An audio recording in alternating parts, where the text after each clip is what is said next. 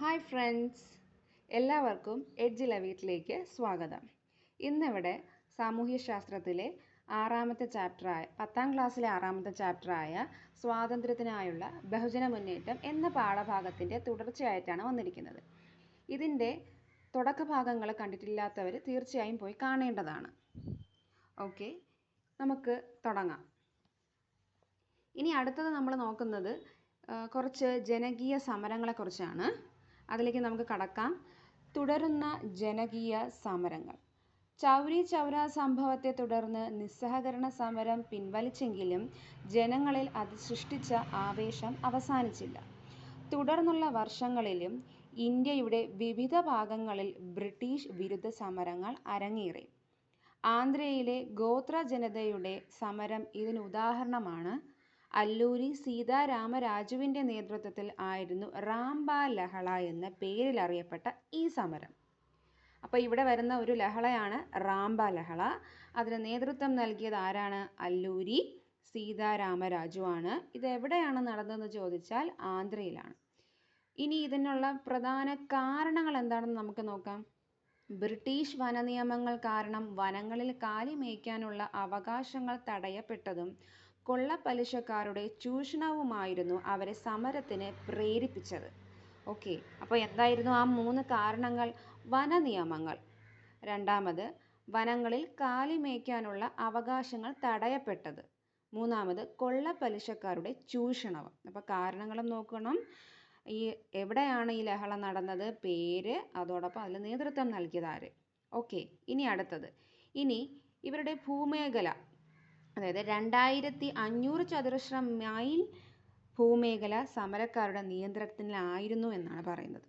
ഇനി Malabar special police, Assam rifles എന്നീ സൈനിക വിഭാഗങ്ങളെ ഉപയോഗിച്ചാണ് സമരം അടിച്ചമർത്തിയതെന്നാണ് പറയുന്നത്. അപ്പം ഈ സമരം അടിച്ചമർത്താൻ ഉപയോഗിച്ച സൈനിക വിഭാഗങ്ങൾ ഏതൊക്കെയാണെന്ന് ചോദിച്ചാൽ മലബാർ സ്പെഷ്യൽ പോലീസും അസം റൈഫിൾസും.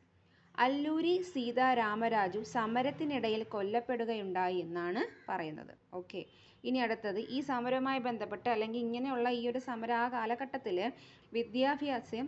അതായത് വിദ്യാർത്ഥി യുവജന പ്രസ്ഥാനങ്ങൾ ശക്തിപ്പെട്ടതും ഈ കാലത്തായിരുന്നു എന്ന് പറയുന്നുണ്ട്. പൂർണ്ണ സ്വാതന്ത്ര്യം എന്നതായിരുന്നു ഈ പ്രസ്ഥാനങ്ങൾ മുന്നോട്ട് വെച്ച ലക്ഷ്യം. ഇനി ഇവരുടെ അഭിസംബോധന ചെയ്തുകൊണ്ട് ആരെല്ലാം മുന്നോട്ട് വന്നു എന്നാണ് പറയുന്നത്? ജവഹർലാൽ നെഹ്റുവും സുഭാഷ് ചന്ദ്രബോസും. ഇവർ രണ്ടുപേരും ഇന്ത്യ മുഴുവൻ സഞ്ചരിച്ച് വിദ്യാർത്ഥികളെയും യുവജനങ്ങളെയും അഭിസംബോധന ചെയ്തു എന്നാണ് പറയുന്നത്. അപ്പോൾ ഇതിൽ ജനകീയ സമരം എടുത്തു പറയുന്നത് റാംബ ലഹളയാണ്. അതിന് നേതൃത്വം നൽകിയത് അല്ലൂരി സീതാരാമരാജു ആണ്. ഇതെവിടെയാണ് നടന്നത്? ആന്ധ്രയിലാണ്. ഇതിലെ പ്രധാന 3 കാരണങ്ങൾ നോക്കണം. ഈ ഒരു സമരത്തെ അല്ലെങ്കിൽ ലഹളയെ അടിച്ചമർത്തിയ സൈനിക വിഭാഗങ്ങൾ നോക്കണം. ഈ സമരത്തിൽ ഇതിന് നേതൃത്വം നൽകിയ വ്യക്തി കൊല്ലപ്പെടുകയുണ്ടായി എന്നാണ് പറയുന്നത്. ഓക്കെ, ഇനി നമുക്ക് ആ ടെക്സ്റ്റ് ബുക്കിൽ സൈഡ് ബോക്സ് ഒന്ന് നോക്കാം. ഇവിടെ കൊടുത്തിരിക്കുന്ന ഒരു പിക്ചർ എന്ന് പറയുന്നത് 2 വ്യക്തികളാണ്. ആ വ്യക്തികൾ നമ്മുടെ ഗാന്ധിജിയും ശ്രീനാരായണ ഗുരുവുമാണ്. നൂറ്റാണ്ട് തികയുന്ന കൂടിക്കാഴ്ച. ഇന്ത്യൻ ദേശീയ പ്രസ്ഥാനത്തെ നയിച്ച ഗാന്ധിജിയും കേരളത്തിലെ നവോത്ഥാന പ്രസ്ഥാനത്തിന് നേതൃത്വം നൽകിയ ശ്രീനാരായണ ഗുരുവും 1925 മാർച്ച് 12 വർക്കലയിലെ ശിവഗിരി മഠത്തിനടുത്തുള്ള വനജാക്ഷി മന്ദിരത്തിൽ വെച്ച് കൂടിക്കാഴ്ച നടത്തുകയുണ്ടായി. ഈ 2 മഹത് വ്യക്തികളുടെ കൂടിക്കാഴ്ചയ്ക്ക് 2025 മാർച്ച് 12 ഒരു നൂറ്റാണ്ട് തികഞ്ഞു എന്നാണ് പറയുന്നത്. അപ്പോൾ ഇവിടെ നമ്മുടെ പ്രമുഖ വ്യക്തികളായ ശ്രീനാരായണ ഗുരുവും അതുപോലെ ഗാന്ധിജിയും കണ്ടുമുട്ടിയ ആ ഒരു ഡേറ്റ് ആണ് ഇവിടെ ഇമ്പോർട്ടൻസ്. അതുപോലെ അത് എവിടെയാണ് അവർ കണ്ടുമുട്ടിയതെന്നുള്ളതും ഡേറ്റ് ഓർമ്മിച്ചിരിക്കുക. 1925 മാർച്ച് 12. ഒന്നുകൂടെ പറയുകയാണ്, 1925 മാർച്ച് 12. സ്ഥലം എവിടെയാണ്? വർക്കലയിലെ ശിവഗിരി മഠത്തിനടുത്തുള്ള വനജാക്ഷി മന്ദിരം.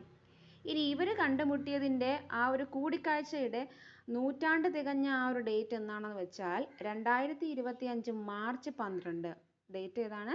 2025 മാർച്ച് 12. അപ്പോൾ ഈ ഒരു ഡേറ്റും ആ ഒരു ഡേയും 2 ഡേറ്റുകളാണ് പ്രധാനമായിട്ടും വരുന്നത്. 2 ഡേറ്റും ഡേയും ഓർമ്മിച്ചിരിക്കുക. ഇനി അടുത്ത ഒരു ഘട്ടത്തിലേക്ക് പോവുകയാണ്. സൈമൺ കമ്മീഷൻ റിലേറ്റ് ചെയ്തിട്ടുള്ള ഒരു കണ്ടൻ്റാണ്. അതിലേക്ക് പോകാം.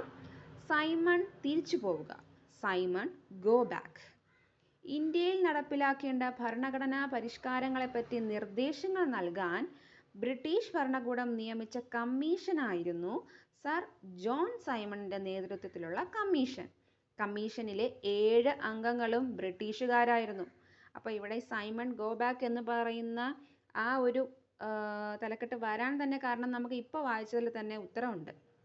അതായത് ആ നിയമിച്ച കമ്മീഷനിലെ അംഗങ്ങൾ മുഴുവൻ ഇന്ത്യക്ക് വേണ്ടിയുള്ള നിയമം നിർമ്മിക്കാൻ വേണ്ടി അല്ലെങ്കിൽ ഭരണഘടനാ പരിഷ്കാരങ്ങൾ നിർദ്ദേശിക്കാൻ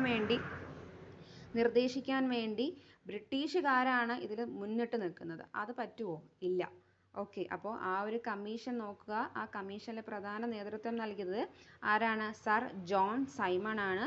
അതിലെ അംഗങ്ങൾ 7 പേരാണ്. ആ 7 പേരും ബ്രിട്ടീഷുകാരാണ്. ഇക്കാരണത്താൽ സൈമൺ കമ്മീഷനെ ബഹിഷ്കരിക്കാൻ കോൺഗ്രസും മറ്റു ചില രാഷ്ട്രീയ പാർട്ടികളും തീരുമാനിച്ചു. ഇനി ഈ കമ്മീഷൻ എത്തിയ ദിവസം എന്നാണ്? ആ ഒരു ഡേറ്റ് ഓർമ്മിച്ചിരിക്കുക. 1928 ഫെബ്രുവരി 3. രാജ്യത്തുടനീളം ഹർത്താൽ ആചരിച്ച ദിവസമാണത്. അന്ന് ഏതാണ് ആ ഡേറ്റ്? ഒന്നുകൂടെ പറയാം. 1928 ഫെബ്രുവരി 3. സൈമൺ തിരിച്ചു പോവുക എന്ന മുദ്രാവാക്യം ഇന്ത്യൻ തെരുവുകളിൽ മുഴങ്ങി. ലാഹോറിൽ സമരക്കാർക്ക് നേരെ നടന്ന ലാത്തി ചാർജിൽ പരിക്കേറ്റ ലാലാ ലജ്പത് റായ് പിന്നീട് മരണപ്പെട്ടു. അപ്പോൾ ഇവിടെ സാൻഡേഴ്സിന്റെ നേതൃത്വത്തിൽ നടന്ന ഒരു ലാത്തി ചാർജാണ് ഇവിടെ നടന്നത്. അപ്പോൾ ആ ഒരു ലാത്തി ചാർജിന്റെ പരിണിത ഫലമായി ആരാണ് മരണപ്പെട്ടത്? ലാലാ ലജ്പത് റായിയാണ് മരണപ്പെട്ടത്.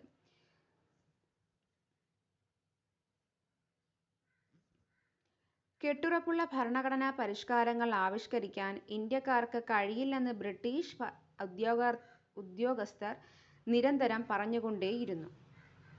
ഈ പശ്ചാത്തലത്തിൽ പൂനെയിൽ വിവിധ പാർട്ടികൾ യോഗം ചേർന്ന് ഭരണഘടനാ പരിഷ്കരണ റിപ്പോർട്ട് തയ്യാറാക്കി.